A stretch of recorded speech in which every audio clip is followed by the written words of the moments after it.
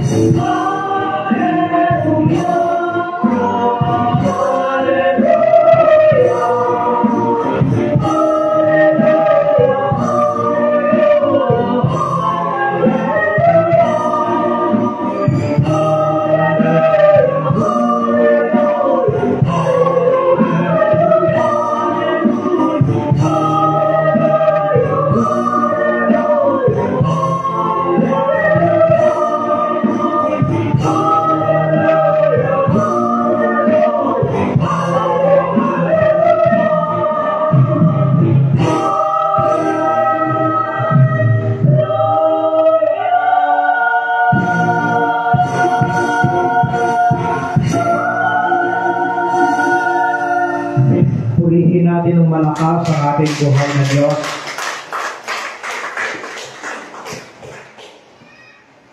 Brothers and sisters, our healing message for this week is taken from the Gospel of our Lord Jesus Christ according to St. Luke, Luke chapter 16, verses 1 to 13. Ebanghelyo ay kay San Lucas, Kabanatang 16, simula unang talata hanggang 13. Luke chapter 16, verses 1 to 13. At ito po mababasa sa wikang Ingles. Jesus told his disciples, "There was a rich man whose manager was accused of wasting his possessions. So he called him in and asked him, 'What is this I heard about you? Give an account of your management, because you cannot be manager any longer.' The manager said to himself, 'What shall I do now? My master is taking away my job. I'm not strong enough to dig, and I'm ashamed to beg. I know what I'll do, so that when I lost my job here, people will welcome me into their houses.' So he called in each one of his master's debtors. He asked the first, 'How much do you owe my master?' 800 gallons of olive oil,' he replied. The manager told him, 'Take your bill, sit down quickly, and make it 400. Then he asked the second, 'And how much do you owe?' 1,000 bushel of wheat,' he replied. He told him, 'Take your bill and make it 800. The master commended the dishonest manager because he had acted shrewdly. For the people of this world are more shrewd in dealing with their own kind than are the people of the light. I tell you, use your worldly wealth to gain friends for yourselves, so that when it is gone, you will be welcomed into eternal dwellings. Whoever can be trusted with very little can also be trusted with much. And whoever is honest with very little will also be dishonest with much. So, if you had not been trustworthy in handling worthy wealth, who will trust you with true riches? And if you have not been trustworthy with someone else's property, who will give you property of your own. No servant can serve two masters. Either he will hate the one and love the other, or he will be devoted to the one and despise the other. You cannot serve both God and money. Purihin natin ang malakas ang buhay ng Diyos. Sinabi rin ni Jesus sa kanyang mga alagad, may isang mayaman na may isang katiwala. Isinumbong sa kanya na nilusay nito ang kanyang ari-arian. Kaya tinawag niya at tinanong, ano ba itong narinig ko tungkol sa iyo? Isulit mo sa akin ang buo ang pangangasiwa mo sa aking ari-arian, pagkat mula ngayon ay hindi na ikaw ang katiwala ko. Nawi ka ng katiwala sa sarili, aalisin ako ng Panginoon sa pangangasiwa. Ano ang gagawin ko? Hindi ko kaya magbungkal ng lupa. Nahihiya naman ako magpalimos. Alam ko na ang aking gagawin. Malis man ako sa pangangasiwa, may matatanggap din sa akin sa kanilang tahanan. Isa-isa niya ngayong tinawag ang mga may utang sa kanyang Panginoon. Tinanong niya ang una, gaano ang utang mo sa aking Panginoon? Sumagot ito, 100 tapayang langis po. Heto ang kasulatan ng iyong pagkakautang. Dali, maupo ka't gawin mong 50. Sabi ng katiwala. At tinanong niya ang isa, ikaw, gaano ang utang mo? Sumagot ito, 100 kabang trigo po. Heto ang kasulatan ng iyong pagkakautang. Wika niya.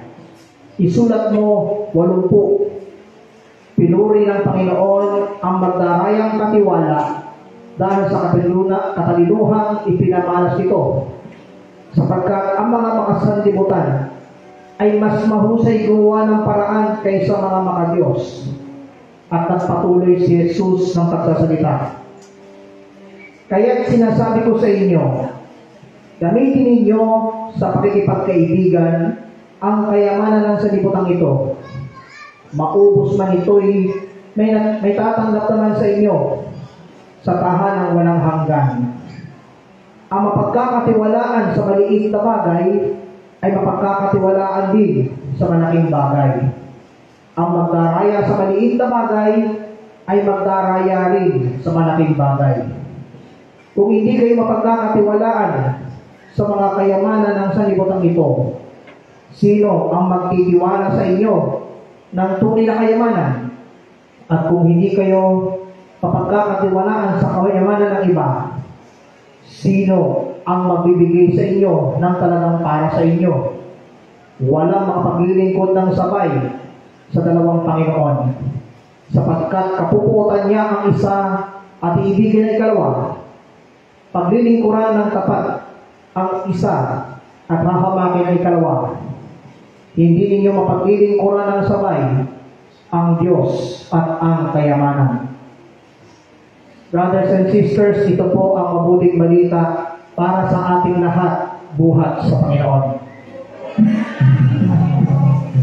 Purihin natin si Yahweh at sa ng malakas.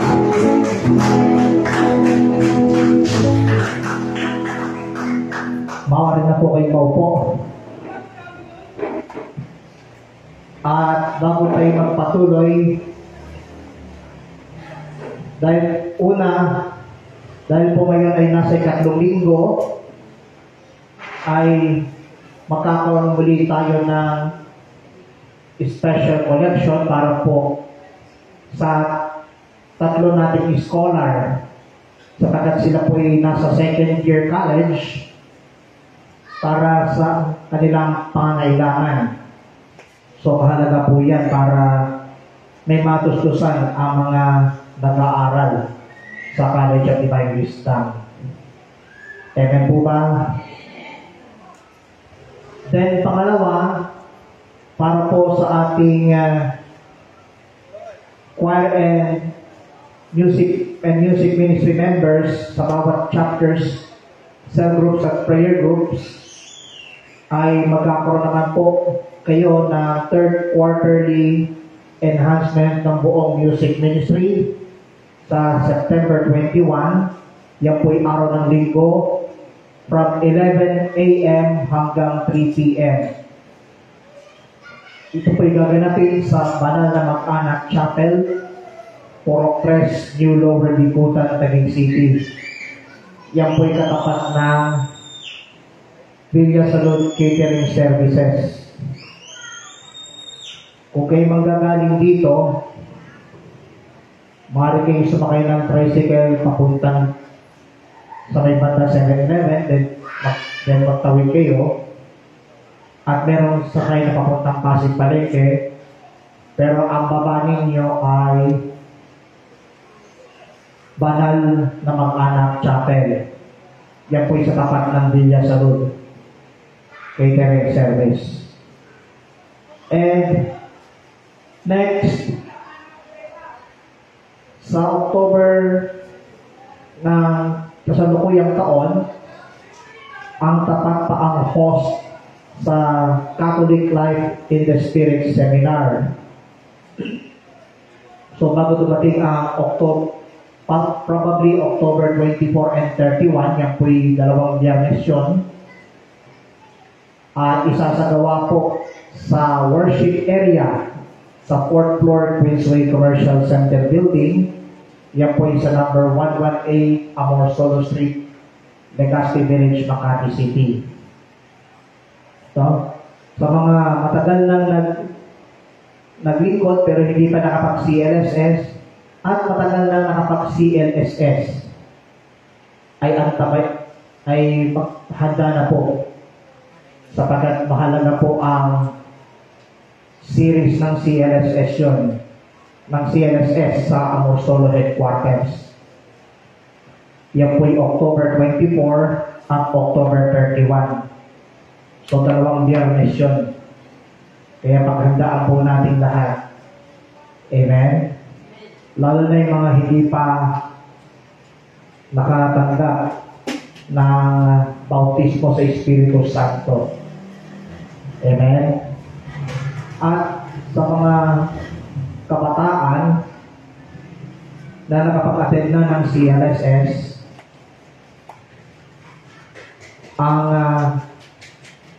ang tapat pa Youth for El Shaddai ay magsasagawa naman ng tinatawag na Basic Christian Maturity. So, ang tabayanan po natin ang magiging venue para po sa Basic Christian Maturity. At yan po ay ilalatag ng inyong mga PDI. Particular dito sa B2B, magaya ng inyong lingkod, Sister Virgie, si Brother Derek, upang sa ngayon ay mapaghandaan yung mga kabataang nag-attend ng CLSS noong June. Amen. Para po sa ngayon ay malalaman po ninyo ang magiging venue. Purihin natin si Yahweh sa kanyang malakas. At sa mga helpmate, o nga pala, ay please submit the 22nd anniversary evaluation until Saturday. Purihin natin ang buhay na Diyos. So, isang pinagpalang hapon po sa inyo lahat. At isang pinagpalang gabi, umaga, tanghali, hapon sa lahat ng nakatunghay sa content program na God's Healing Message over Kapahayagan TV at UGC Unstoppable Grace Channel. Saan man dako kayo nandoroon, ano man ang inyong pinagkakabalahan sa mga oras na ito, may magandang bagay ang darating at naghihintay sa inyo lahat. At ang ulo ng makalangit na balita ay tatawagin ko pong godly steward. Katiwalang makadiyos. Katiwalang makadiyos.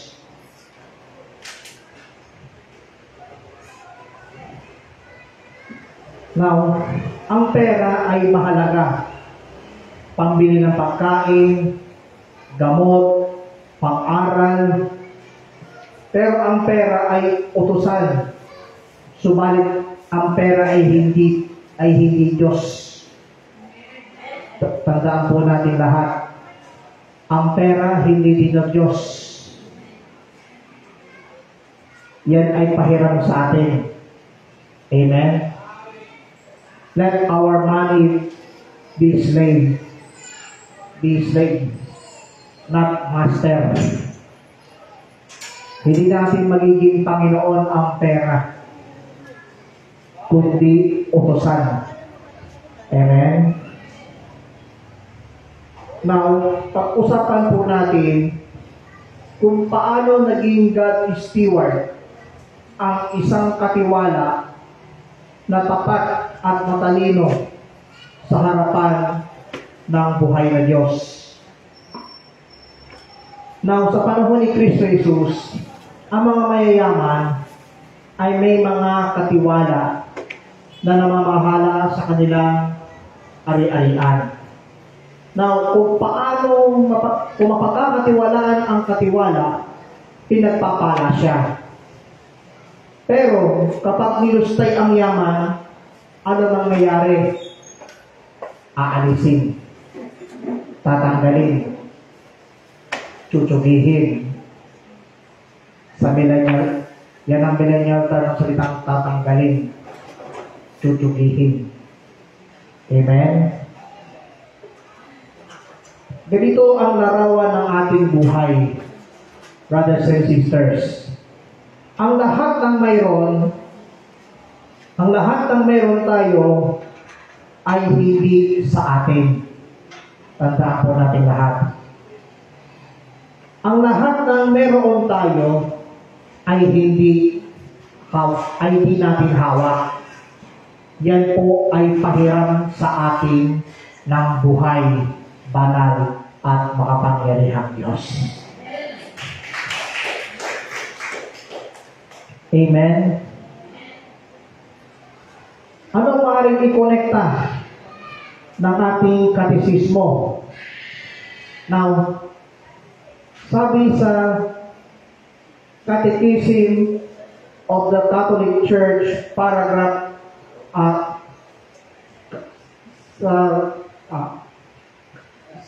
Catechism of the Catholic Church 2404, we are administrators, not absolute owners of the goods we possess. Tayo mga administrator na mga bagay na hawak natin. Hindi tayo mga absolute owners. Hindi tayo ang nagmamay-ari ng mga goods na meron tayo. Amen? And according to Catechism of the Catholic Church, number 2113, idolatry is making anything, even money, greater than God. Ang Diyos-Diyosan pala ang siyang gumagawa ng lahat. Maging ang pera ay higit na dakila kaysa Diyos. Amen? Now, tandaan po natin lahat, ang pera ay biyaya, pero nagiging sumpa kapag ito'y sinamba ng mga taong mundo. Amen? bato-bato sa langit at tatamaan ng mensahe nito, huwag sa akin magngingit-ngit. Ha? Ang pera, pahiram sa atin ng Diyos. Kaya hindi natin magagamit ang pera na pinagkatiwala sa atin ng Diyos sa maling paraan. Amen? Kaya sa kasalukuyang panahon, marami ang napapahamak dahil sa pera. Totoo o hindi? Tama po ba o tama? Kala ko sinungaling. Palakpakan po natin si Yahweh sa mga. Now, ito ang tanong. Paano tayo magiging isang makadiyos na katiwala? How to be a godly steward, brothers and sisters. Una sa lahat, higit sa lahat, the first thing to be a godly steward is be thankful. Magpasalamat tayo lagi. Maging mapagpasalamat. Amen? Lahat ng meron tayo, either pera, talino, oras, yan ay regalo ng Diyos. Amen? Regalo ng Diyos ang lahat ng meron ta. Kaya hindi ka magiging tapat kung hindi tayo marunong magpasalamat.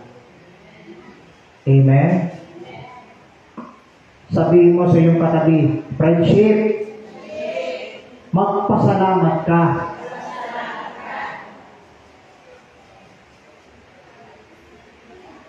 Anong sagot ng katabi nyo? Purihin natin si Yahweh at sa dalang malakas. Now, kung marunong ka magpasalamat sa maliit, pagpapalain tayo sa malaki. Amen? Isa sa mga biyayang kaloob ng Panginoong Diyos sa kasalukuyang panahon,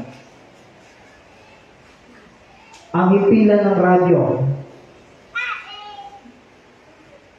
na siyang pag-aari ng Delta Broadcasting System.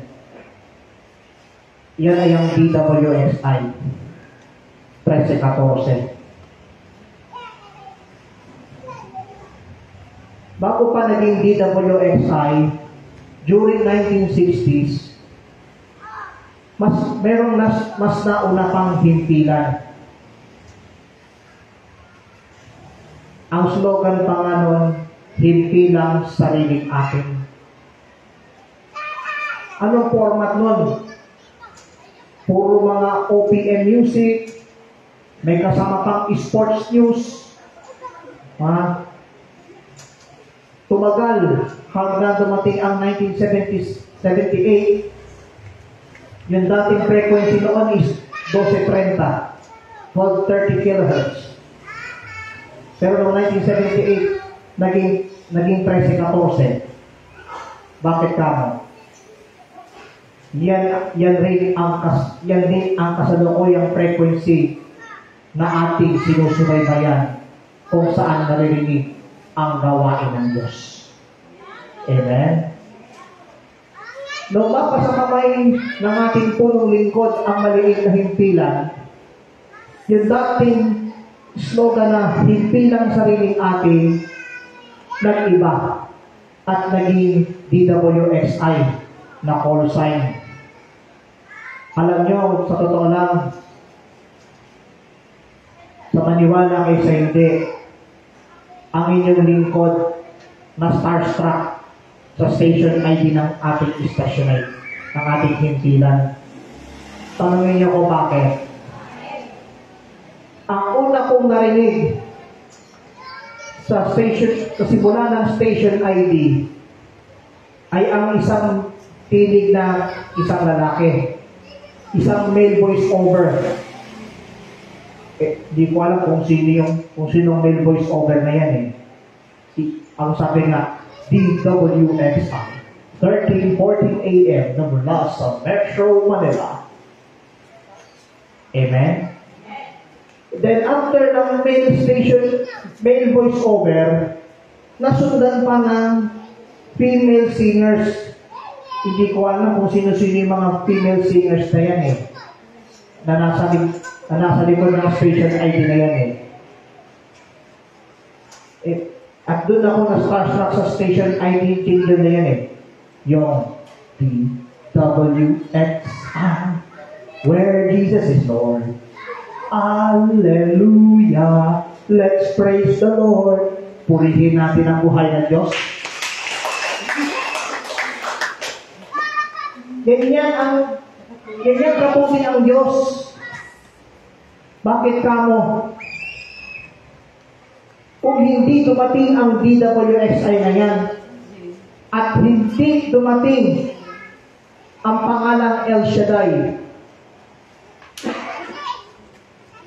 dati nga ang program sa DWXI, To God Be the Glory. Ha? Amen? To God Be the Glory pa ang programa. Ang host pa nga, ang ating punong lingkod. Ang schedule ng program na yun, Sunday night, 9 to 11. Amen? Pero dumating ang taong 1984, ipinanganak ang pangalang El Shaddai DWXI Prayer Partners Fellowship International. Alam niyo, kung hindi dahil doon sa station ID jingle slogan na where Jesus is Lord, malamang di natin alam kung gaano kabuti ang buhay na Diyos. Amen? Kaya magpasalamat tayo sa buhay na Diyos. Amen? Kahit maliit ang kita, pero palaging nag-aalay at tumutulong. Amen? Kaya mas masaya kaysa mayaman na kuripot. Ang iba nga, yung mayaman na nga, ang problema nga lang, kuripot. Hindi bukas palad. Tama po ba o tama? Kaya sabihin mo sa iyong katabi, friendship.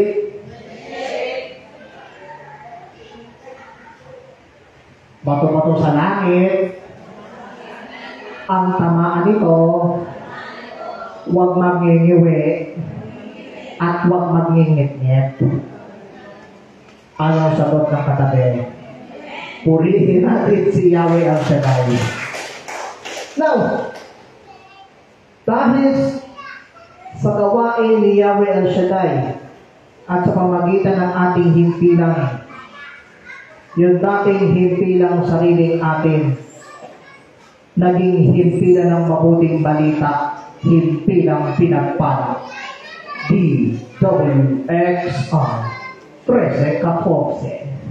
Purihin natin ang buhay ng Diyos. Amen? So be thankful, brothers and sisters, para maging godly steward. Amen? Now the second thing is, be responsible. Anong responsible sa Tagalog? Responsible. Maging responsable. Amen? Anong sabi ng Luke chapter 16 verse 1? Etong sabi, ang katiwala ay etong sinabi, may isang mayaman na may isang katiwala. Isinumbong sa kanya na nilustay nito ang kanyang ari-arian. Aba, yung palang katiwala ng hari, mayamang hari, aba, ay nanlustay pa yung lahat ng ari-arian ng kanyang bossing. Now,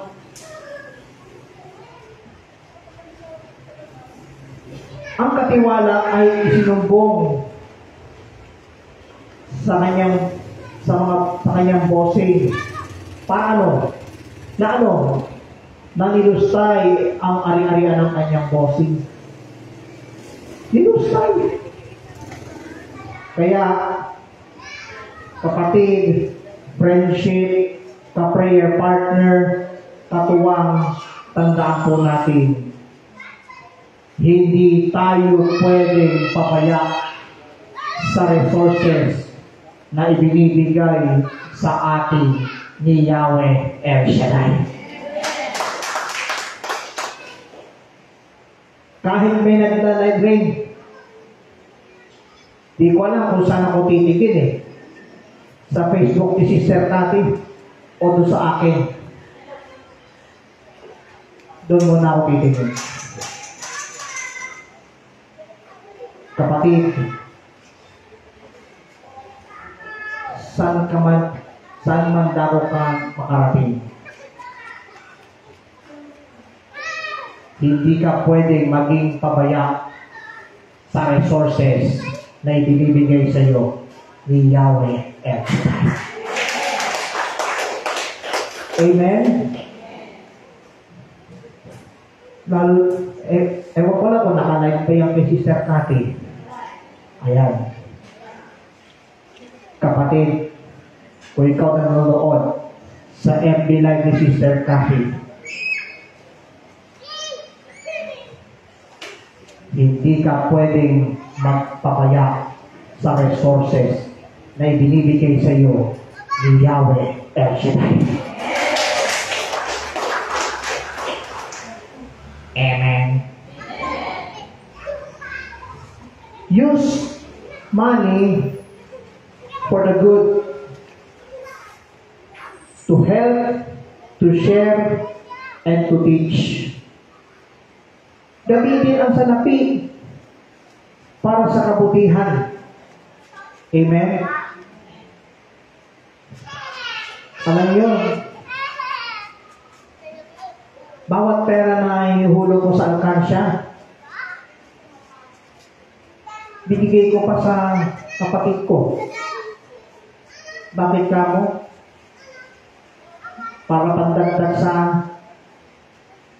budget, no? Tapos yung kanya katatanggap na sahod, nung kinsenas, kalahati o kaunti. Amen? Pero wag ka.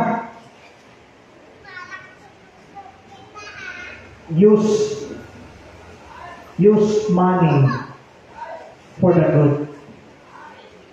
Either ibahagi mo, either ituro mo, o ipangtulong mo. Saan? Itulong sa kung kani-kanino. Purihin natin si Yahweh El Shaddai. At kung meron kang extra, pakanin yung mga nagugutom. Amen? One time, nung ako'y kumakain sa isang convenience store, after ng aking outreach, may pulubing na hihingi. Anong hinihingi? Pagkain. So yung natitira kong pagkain, pinigay ko sa pulubing. Tanungin niyo ko na malakas bakit. Salamat sa isang nagtanong ng bakit. Sabi ng Panginoon, nang ako'y magutom, pinakain mo. ng fried chicken. Nauhaw at inyong pinainom ng bottled water. Yan din ang sasabihin ng Panginoon pagdating ng panahon. Pagharap natin sa Lord, yan din ang sasabihin ng Lord. Nang ako'y magutom, ako'y pinakain nyo.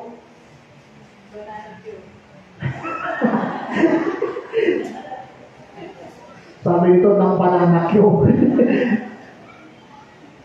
Nauhaw at inyong pinainom ng bottled water.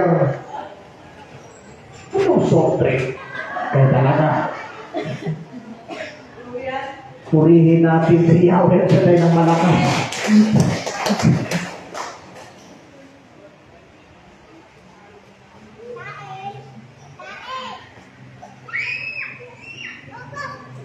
Magpakain sa nagugutom at hindi puro luho.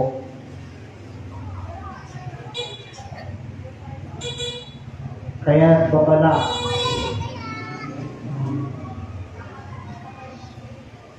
ito ang babala ng Panginoon. Hindi po si Brother Ryan nagsabi. Hindi po si Brother Ryan American ng Taguig City, Philippines ang nagbabala. Ang may babala nito ay ang Diyos. Ito ang babala ng Panginoon.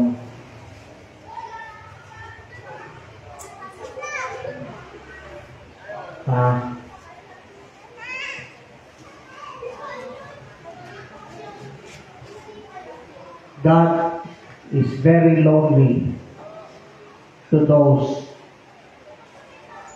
who make their own interest. Amen. But God loves those who share what we have. Kaya, if I were you, brothers and sisters, share your blessings to your fellow men. Even to your fellow community here in Porok 7. Most especially, yung mga naging aktibo noon na hindi na. Amen. Purihin si Yahweh El Shaddai. Ipakita natin na tayo maging godly steward. At kung di ka nagkamali, kapatid, friendship, ka-prayer partner, katuwang, may magandang bagay ang darating at naghihintay sa inyo. Amen. Now, the third thing is be faithful. Be faithful. Maging matapat. Amen. Anong sabi ni Jesus sa Luke chapter 16 verse 10? Ang mapagkakatiwalaan sa maliit na bagay, ang siyang mapagkakatiwalaan din sa malaking bagay. Salamat sa isang pumalakpak. Hindi mahalaga, brothers and sisters, kung gaano karami ang hawak natin. Ang mahalaga on how to use for good. Amen. Lalo na kayo mga senior, hindi po ako nagagalit, Sinasabi ko lamang po na may paggalang at respeto. Spend your time with your Lord. Amen. Why don't you use your time with your apo, most particularly every Sunday. Ang pagkatapos magsimba, pasyalan niyo ang apo niyo. Saan? Sa paboritong fast food. Amen? Alam niyo, natutuwa ako sa mga bata pag sila'y niyayaya ng mga lolo at lola.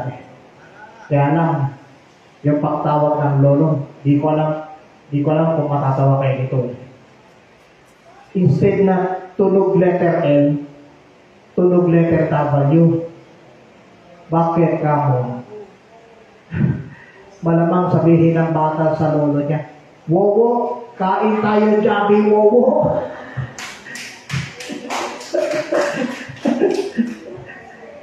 Pag lola, sabihin naman, "Wowa, kain tayo, Jabi, wowa." Purihin natin ang buhay ng Diyos. Hallelujah. Enjoy your life with your apo. Spend your bonding time. Amen. Imbis na kesa namang sabihin mo sa apo mo, "Pasensya ka na, iho. Alam mo namang marupok na ang tuhod ko. Masakit ng spinal cord ko. Kurang na ang lola ko." Don't ever say na kayo mga kurang. Huwag nyo lang isipin na kurang. Amen. Mas happy yan kahit abutin pa kayo ng 120 years of age. Buti pa yung iba pumalakpak, yung iba sa inyo, parang ayaw nyo yata palapakin ng Diyos eh. Amen?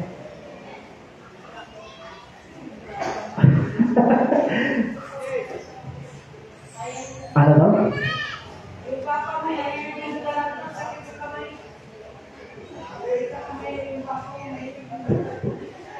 Ha? Hallelujah.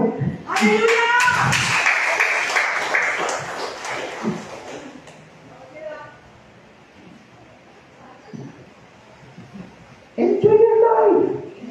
Amen.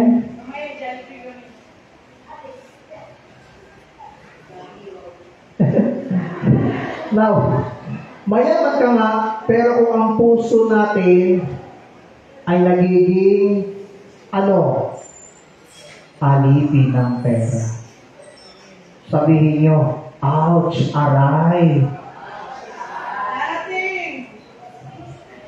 Kaya, sabi nga ng isang bagay ng kasulatan, huwag tayo magmukhang salapi. Masiyahan tayo sa kung meron tayo. Purihin natin si Yahweh sa tayo. Amen? Ang tunay na kayamanan ay ang relasyon sa Panginoon, sa pamilya, at sa kapwa. Purihin natin si Jesus. Amen? At bilang pangwakas, tayo ay katiwala lamang ng lahat ng biyayang hawak natin. So be responsible sa mga ipinapagawa ng Panginoong Diyos. At ipagpasalamat natin, either maliit o malaki, upang makapaglingkod tayo ng tapat pa.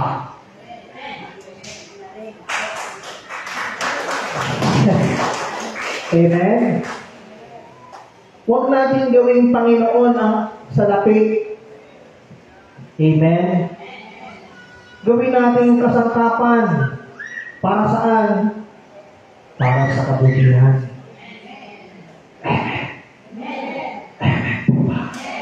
Purihin natin ang Panginoon. Ito ang naging takeaway. Hindi masama ang pera. Pero ang masama kung naging amo ang salapi natin. Tama o tama? Pagyamanin ang mga ipinagkatiwala ng Diyos. Maging tapat sa maliit o para mapagkakatiwalaan ng mas malaki. Amen? Now, true success is not about how much you have, but how much you give and how much you love. Amen? Tapos na tayo. Tayo na kayo.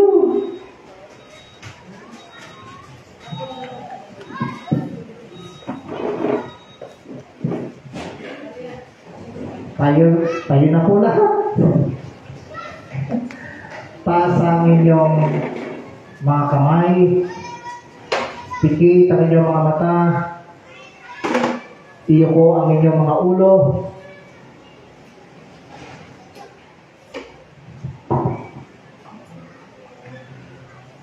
Tandaan po natin, be thankful, be responsible, and most of all,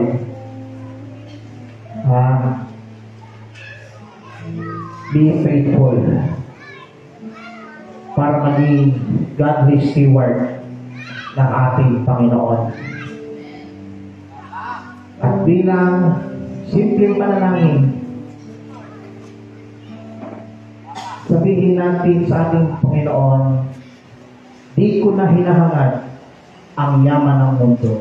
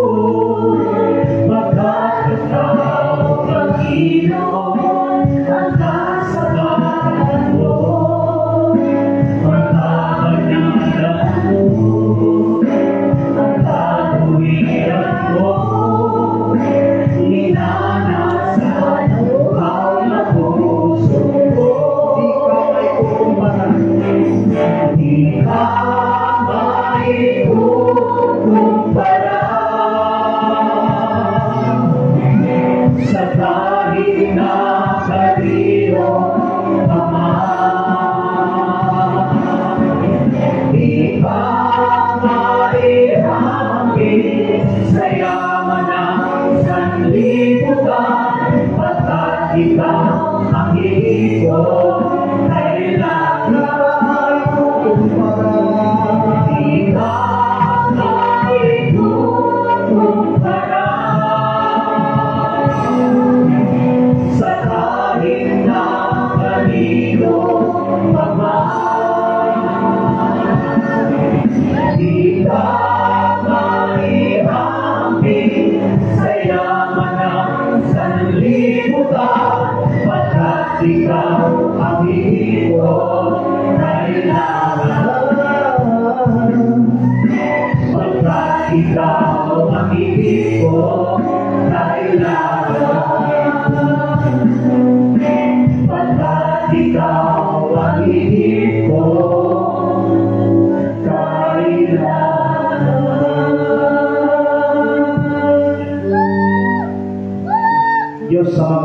makapangyarihan, nagpapasalamat kami sa iyong walang tigil na katapatan at kabutihan sa bawat isa.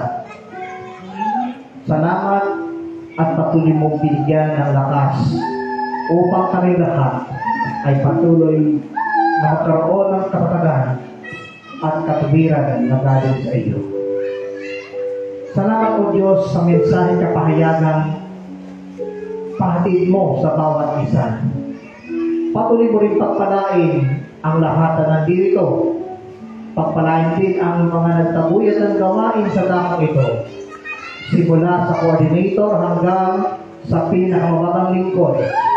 Kasama ang mga awit manunugtog at ang mga nagsusuporta sa gawain mo. Sila po ay patuloy niyong pagpalain. Sundan mo po ng iyong mga tanda. Himala, kababalaghan, kapangyarihan at walang tigil na biyaya pagpapala sa ngalan mo, Jesus. Everybody say Amen. Taas ang inyong mga daladalahan, including your prayer requests, tithes and offerings, at iba pang bagay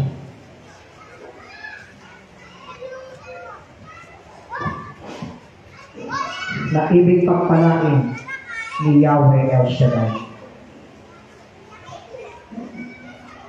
Diyos ang mga kapangyarihan, narito po't basbasan ang mga hawak ng aming mga kapatid, ang kanilang mga handbags, wallets, Biblia, tubig, langis, asin, panyo, at iba pang mga bagay na kanilang itinataas. Inyo pong gamitin bilang mga sangka upang ang sinong makahipo ay sundan ng iyong mga tanda, himala, kababalaghan, kapangyarihan at walang tigil na biyaya at pagpapala. Maging ang kanilang mga prayer requests na nakasulat sa munting papel, ang kanilang mga kahilingan, inaangkin po namin na lahat ay answered prayer. Lahat ay answered prayer. Basbasan ang kanilang mga alay at handog, ibalik sa kanila ng hustong takal, siksik, liglig, at umaapaw. At sa aming pansamantalang pag-iwahiwalay, taglay po namin ang ibayong kalakasan at ibayong sigla na galing sa banal mong pangalan. Maraming salamat, Panginoon. Ito po ang aming samot dalangin kaysa ng panampitang panalangin ng aming inang Birheng si Maria at ng lahat ng mga anghel at mga banal sa langit. Sa pangalan ng iyong buktong anak, ang aming Panginoon at aming tagapagligtas, Panginoong Hesukristo, na nabubuhay at naghaharing kasama mo at ng Espiritu Santo, iisang Diyos, magpa sa walang hanggan. Ang lahat ay magsabi ng Amen. Pakibaba ang inyong mga hawak kamay. Pakibaba ang inyong mga hawak kamay. Itaas ang inyong kamay na walang hawak. At tayo'y malayang magpupuri ng sa buhay, banay at makapangyariang Diyos. Now, taas ang kamay niyo. Pagtapon ko, ito po ang inyong sisigaw. Ako'y katiwalang makadiyos. Pakiulit po ng malakas. Ako'y katiwalang makadiyos.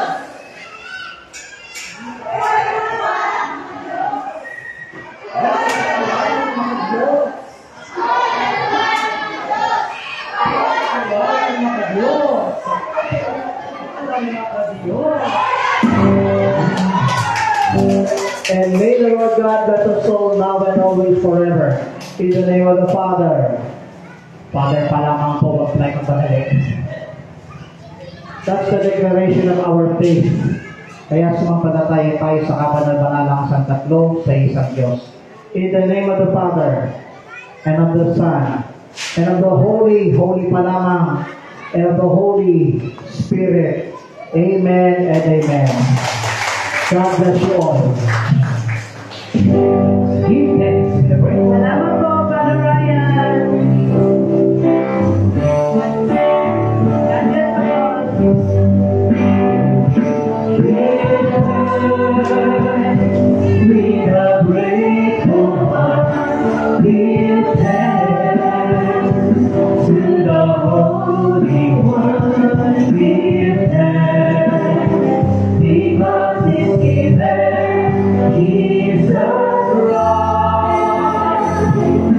Praise God.